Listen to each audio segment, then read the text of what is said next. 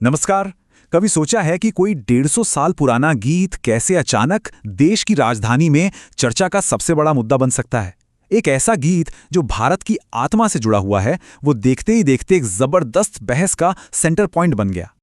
तो ये सब शुरू हुआ हमारी संसद में। यकीन करना मुश्किल है, लेकिन हमारे राष्ट्रीय गीत वंदे मातरम पर पूरी 10 घंटे तक बहस चली। जी हां, आपने सही सुना, पूरे 10 घंटे सिर्फ एक गीत पर।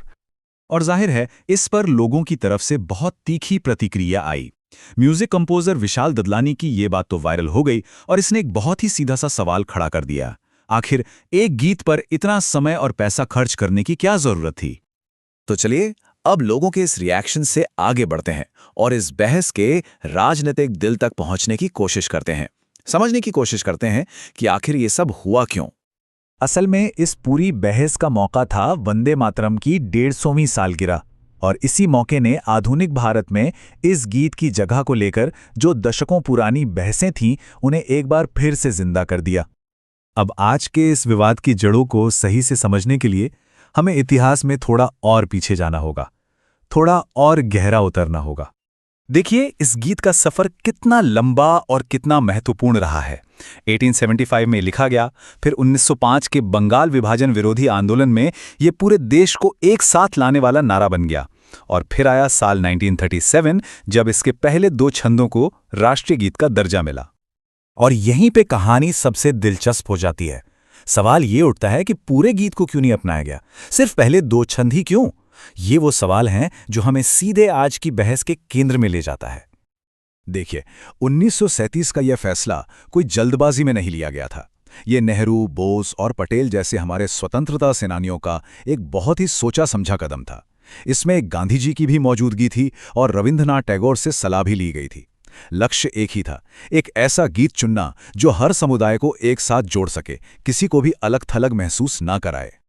लेकिन इस कहानी में एक और ऐसा मोड़ है जिसके बारे में बहुत कम लोग जानते हैं, और जो संसद की बहस में भी लगभग गायब ही था।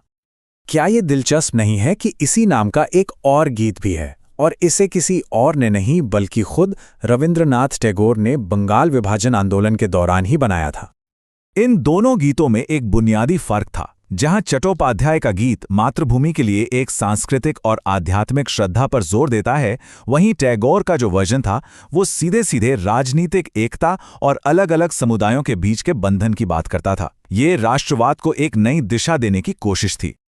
टैगोर के गीत के ये बोल ही अपने आप में बहुत कुछ कह जाते हैं। हमने एक ही धागे में हजारों मनों को पिरोया है, हमने एक ही काम के लिए हजारों जीवन समर्पित किए हैं, वंदे मातरम। ये दिखाता है कि देशभक्ति को कैसे व्यक्त किया जाए, इस पर बहस हमारे देश में कोई आज की बात नहीं है। तो चलिए अब वापस आज के दौर में लौटते हैं और देखते हैं कि ये जो जटिल इतिहास है वो हमारी आज की राजनीति में कैसे उलझ गया है। तो आज का जो राजनीतिक संघर्ष है वो इन्हीं 2 विरोधी दृष्टिकोणों के आसपास घूम रहा है। एक पक्ष का तर्क है कि 1937 में गीत को छोटा करना एक तरह का अल्पसंख्यक तुष्टीकरण था, यानी एक खास समुदाय को खुश करने के लिए यह फैसला लिया गया। वहीं दूसरा पक्ष इसे राष्ट्र निर्माताओं का एक सैद्धांतिक और दूरदर्शी कदम मानता है, जो सबको साथ लेकर चलने के लिए उठाया गया था। और कांग्रेस सांसद जयराम रमेश का ये जो कथन है वो आज की इस पूरी स्थिति को बहुत सटीक तरीके से बताता है। असल चुनौती यही है कि ऐतिहासिक तथ्यों को मौजूदा राजनीतिक एजेंडे से कैसे अलग रखा जाए।